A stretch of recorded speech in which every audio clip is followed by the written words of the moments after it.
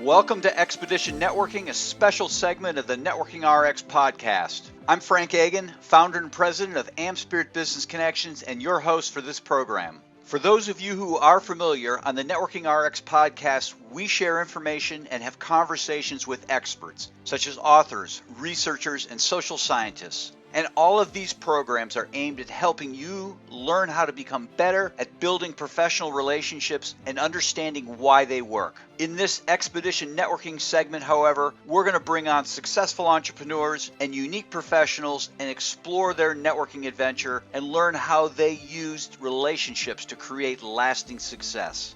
Today on Expedition Networking, we have Susan Lambert. She offers human-centered coaching and consulting, she guides growth-minded businesses, schools, people through the changes our world demands. And but if you don't know what those are, grab a paper, watch the news. She has over 10 years of facilitation and coaching experience and nearly a decade of classroom teaching and over 15 years of intercultural immersion. Susan's background is rooted in business consulting, education, and global competency.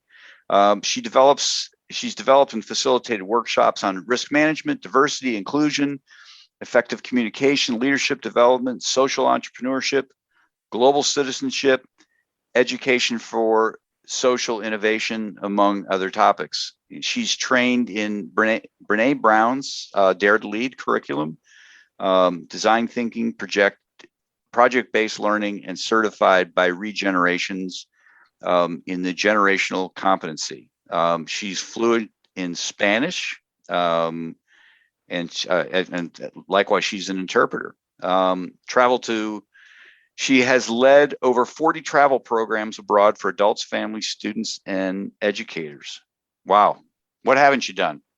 I haven't been on your podcast yet. Well, there you go. Let's put that down. All right. Well, you got to give me the backstory on all this. Now that you're on my podcast, that's just kind of a prerequisite, how this all came about. Now, for the most part, this is audio. Sometimes I share video, but generally audio. You don't look old enough to do all this stuff. Oh, thank you. You're kind. Okay. Well, I'm just saying, I'm not going to get at your age. I'll take it. I'll receive. I'll receive the compliment. Okay. Well, good. Good. No, this is, I guess, what's your backstory? How did you get to this point in time? Well, thank you first for inviting me onto your podcast, and hello to everybody that's listening. The story can be told in a number of ways, but I'll tell you the version that I love to share the most. And that is, I grew up in Vermont and spent most of my life there. And when I was in 6th grade, my oldest brother told me I had to take Spanish class from Señora Zarate. And I said, okay, whatever you say, brother, I will take Spanish class from Señora Zarate. And I did, and she was from Argentina. And immediately I was enamored with the language. And then these students from Costa Rica came to our Spanish class, and they danced with us, and they shared their stories with us. And then I became enamored with the world. And when I got to high school, I was able to travel to Costa Rica. And that was my first experience abroad that ultimately changed my life. Come to college, spent a year in Spain, majored in Spanish, became a Spanish teacher after that. And as I was teaching Spanish, high school, I was also able to travel around the world with this educational corporation or really it's a B Corp, and I brought students and educators abroad. I was also able to spend, over the course of 10 years, I visited 2 to 3 times a year an organization in Nicaragua called the Casa Materna. So the Casa Materna is a home for at-risk pregnant women, and I was connected there through a family friend. And I started going early in my 20s, so it gives you a little bit of my age. But I started traveling to Nicaragua in my first summer there. So this is a home for at-risk pregnant women. When the organization finally dissolved, over 17,500 women had been served by this organization, and it was for mothers with high-risk pregnancies. And my first summer there, everybody in the States when I was visiting said, "Oh, Susan, you're doing such good work. Good for you. Great job." And it didn't really resonate with me because I was getting filled up with so much heart and soul and learning from being in this other culture, from being with the women. And what we did every day is we would walk. So you can imagine these women are 9 months pregnant and they're walking up this mountain, and we'd go do these walks, and then we'd stand at the top and we'd do yoga and exercise. Well, along the walk, we'd be asking each other about stories, much like you have right now. And I'd learn about their husbands, their farms, their lives, their children, the people in their family, deaths in their family. And so I asked my mentor and friend and founder of the organization, I said, everybody keeps saying I'm doing such good work, but I don't really know what I'm doing here. What is it that I'm doing? And so this I'm going to repeat twice, Frank, because this has become the mantra, the dharma, the message by which I follow in everything that I now do. And that is, Susan, the most important thing that you could ever do for us is walk with us. So I'll say it again. The most important thing you could ever do for us is walk with us. So that is the lesson that I take with me. Like I said, the organization has since dissolved. I have since resigned from teaching, and I started a travel company actually, and then still have it. And I'll wake her up one of these days as we start to travel again, and then began coaching and consulting. But really, ultimately, I thrive in places of transformation and change. And I don't come in as a top-down leader. I'm never telling anybody what to do, what to say, or even really how to do it. But what I do is follow this model of accompaniment. I will walk by your side as you're starting a company. I'll walk by your side as you're trying to figure out how to be more empathetic and build better teams in your companies. I'll walk by your side as an educator who's trying to figure out how to teach online right now in the middle of a global pandemic. So that's the essence of my story, and that is the value of accompaniment that I really adhere to and follow. And a thought leader in that area is Paul Farmer, and there are a lot of people, a lot of global leaders that really follow that model as well. Why did the organization dissolve? I mean, great question. I mean, great obviously, question. So there's an end. Hasn't been an end to at-risk pregnancies, right? I mean, yes. You're right. So there were a couple of reasons. One was, and this is common in some NGOs, you actually want your numbers to go down. So we were seeing our numbers going down, meaning that not as many women needed the services. So that was great. The other is that there were governmental pressures that I don't need to get into right now, but there were governmental pressures that were sort of pushing out the privately owned NGOs in the country. Gotcha. Okay. Interesting. All right. Mm-hmm. Now, how did you meet the mentor that you? I mean, again, our lives are all stitched together by these relationships, and I guess you have your brother to thank or to blame, depending upon which way it went, right? Right. But I mean, and that's the neat thing. We stop and, I was telling somebody, a young woman applied for a job here, and I know her dad. He's, how do you know my dad? And I said, well, your dad got me to coach soccer when my oldest was 4 years old. And, now all my kids are still in soccer. And because he got me to coach, that just created this heightened experience in our family with soccer. And just, we just haven't let go of it. And I was teasing her, and I just said, I really appreciate your dad. He doesn't even know this, that I tell this story, but I really appreciate him for that. And I think we all have those little linchpins or turning points in our lives where it's everything. Yeah. And you think, what would have happened had I not made that decision or had that conversation? Right. So to answer your question, and I think you'll appreciate this, my mentor and colleague and friend was the valedictorian, and my aunt was the salutatorian, both cheerleaders and best friends in Michigan in high school. So she was a classmate of my aunt's in high school. Okay, so that's how you met her. Isn't that amazing? Yeah, I mean, again, we probably all pre-LinkedIn, maybe, I don't know. Or maybe Oh yeah, I done had off. never met her until I went to Nicaragua. Oh, okay.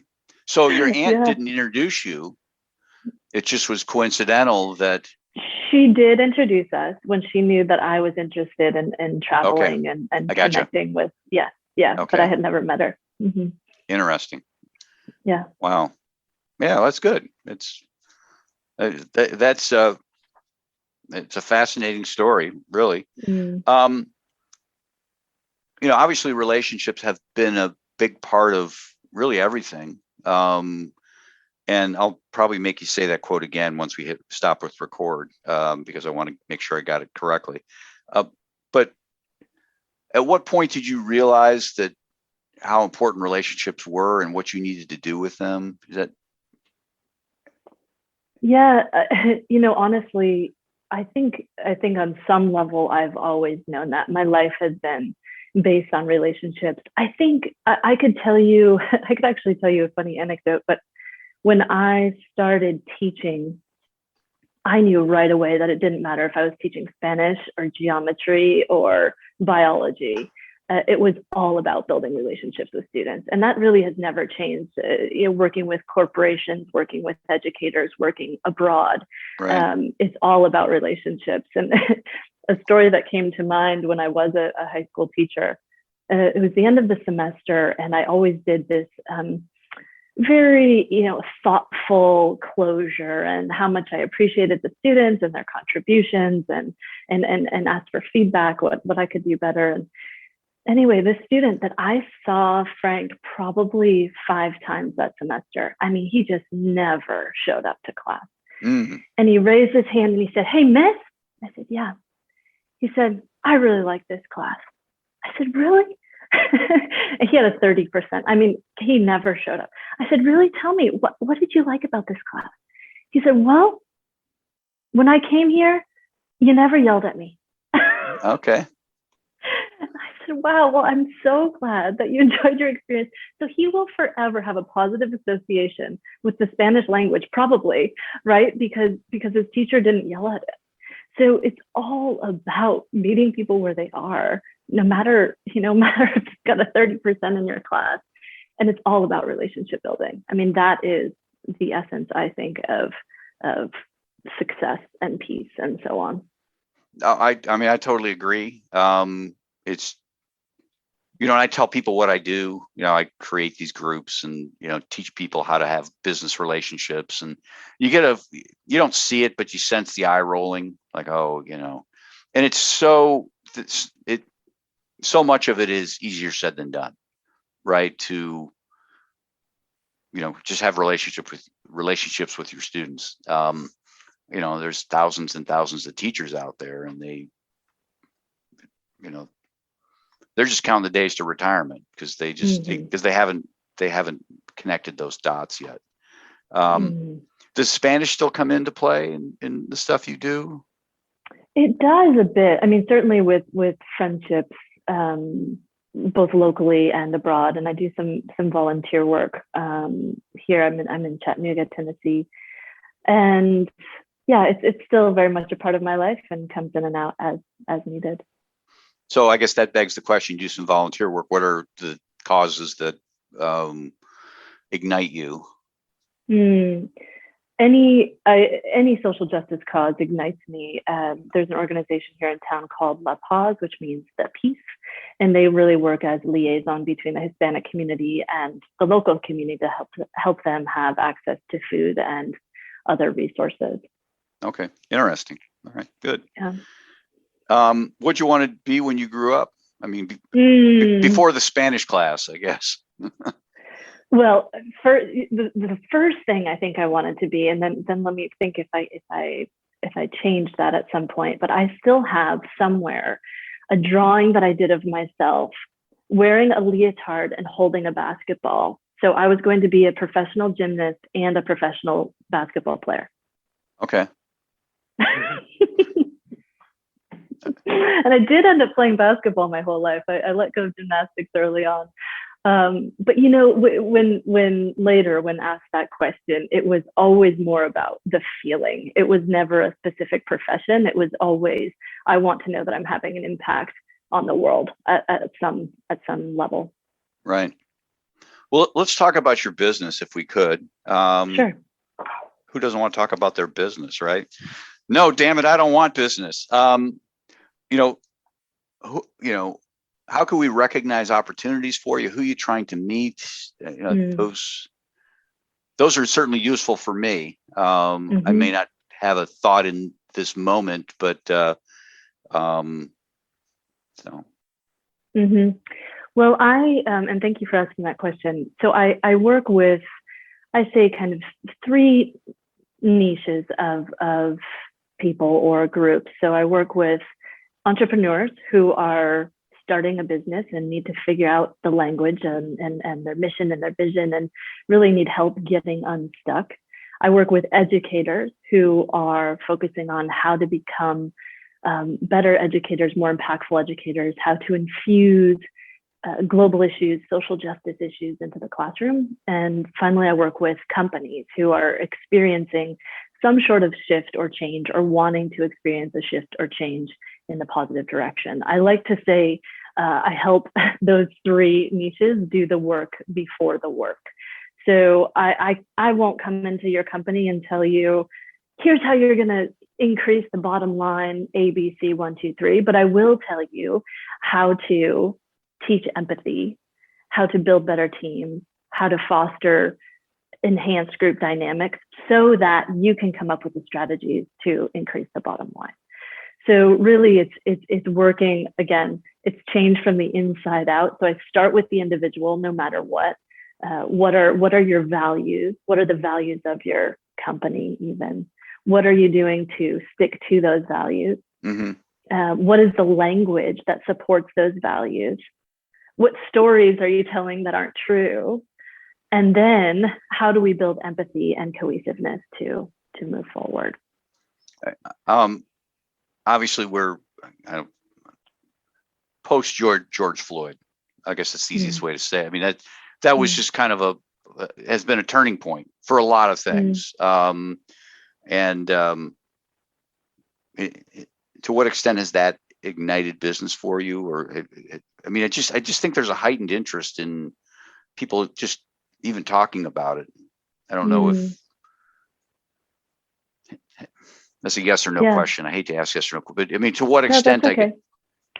Are you seeing? And thank you for asking that question. I just want to recognize the courage and vulnerability that it requires to ask tough questions. So I want to honor that. Believe me, I can make an ass of myself. No, before George Floyd. Yeah. Thank you. I appreciate it. And you're right that I think you're right that the awareness of social justice and racial justice and human justice has been ignited post George Floyd. And this is nothing new. These issues that our country is facing is not new. No. 10 years ago, I was a facilitator for this cohort in Boulder, Colorado, called the Equity and Diversity Cohort. And we broke down isms every single month with 80 teachers in the school district: racism, classism, sexism, you name it. And we had personal experience panels where we would tell very personal stories as a catalyst for building empathy with one another. That work that I did then, and really I say work because it is the internal work that I think we all need to do to be able to better understand racial justice, social justice, etc., was completely transformational for me and has always been a part of my work. So your question, I think, was, has this ignited work for you? I would say this time period has affirmed the work that I do and the work that I believe in. Okay, interesting. Yeah, it's this is not a podcast about race, but I mean, but that's part of relations, right? I mean, it's just absolutely. It's just something it's something we deal with. And I remember I had a podcast scheduled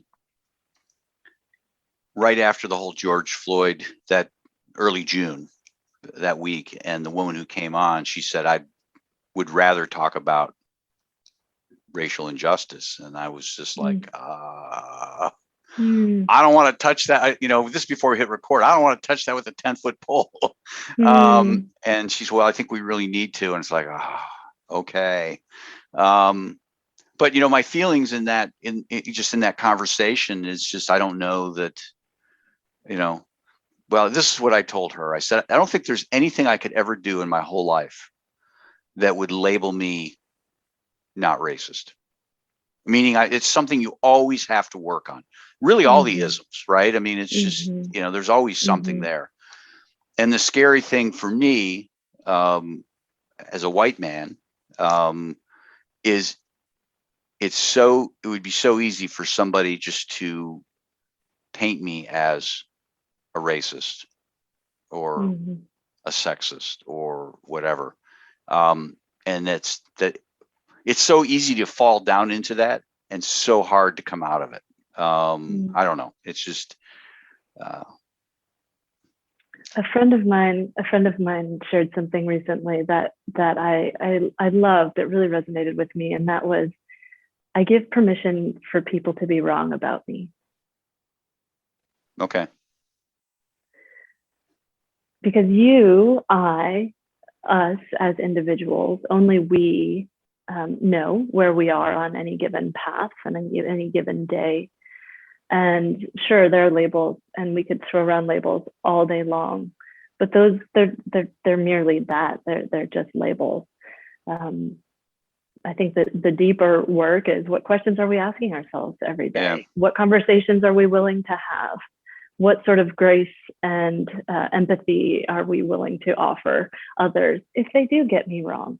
How often am I willing to pause and self-reflect and listen to stories? So I hear you, and I don't think you're alone in that. And allow yourself to let others be wrong, and proof is in the pudding, as they say, right? We can walk the path that is best for us. Yeah, I mean, that's all you can do, is just try and live every day that on the path, as you put it. And am I always going to get it right? No. I was referring to people of color as African Americans 2 weeks after George Floyd, and they're like, no, you're not supposed to be doing that. Like, when the hell did that change? Because it took me 3 years to get that down. And it's like, and it's not a function, Susan. It's not a function of not caring. It's an innocent ignorance, if that's such a thing. Think I'm doing the right thing. I don't know. So my dad, who's also one of my role models, always says to me, if you're asking the right questions, or not even the right questions, if you're just asking questions and you're kind and you're willing to admit mistakes, that's enough. Yeah. That's enough. Yeah, you're right. What's the best way to get a hold of you? Thank you. I am on Instagram at susan.k.lambert. I am also, my website is the same almost. It's susanklambert.com. And then you can email me, susan@susanklambert.com. Pretty easy. Okay. Well, I appreciate you being on the program. Thank you so much. I appreciate chatting with you. It's a pleasure. To wrap things up, remember, we're looking for some enterprising business types to join our team as franchisees of AmSpirit Business Connections. Our franchisees work with entrepreneurs, sales representatives, and professionals in their area to help them become more successful through networking and the exchange of quality business referrals in a structured weekly morning meeting. This is a unique franchise opportunity, you see, because these meetings are in the morning. A successful business type or professional can add this franchise opportunity onto what they're already doing. Again, all of our franchisees do something else. For a couple hours in the morning, a few mornings a week, these franchisees work the AmSpirit Business Connections model. The rest of the time, they're attorneys, accountants, realtors, coaches, and consultants of various kinds. The wonderful thing is that not only do our franchisees realize a financial gain from operating the AmSpirit Business Connections model, but the business networks that they build and develop become a great source of referrals for their primary business as well. Perhaps you know someone, perhaps you are that someone. Whatever the case, to learn more about the AmSpirit Business Connections franchise opportunity, please contact me using the email in the show notes or the one we provide at the end of this program. Thanks for joining us on the Networking RX podcast. Please put what you've learned into action today and let us know if you have questions, comments, or ideas for future topics. You can email them to us at podcast@amspirit.com. That's AmSpirit.com.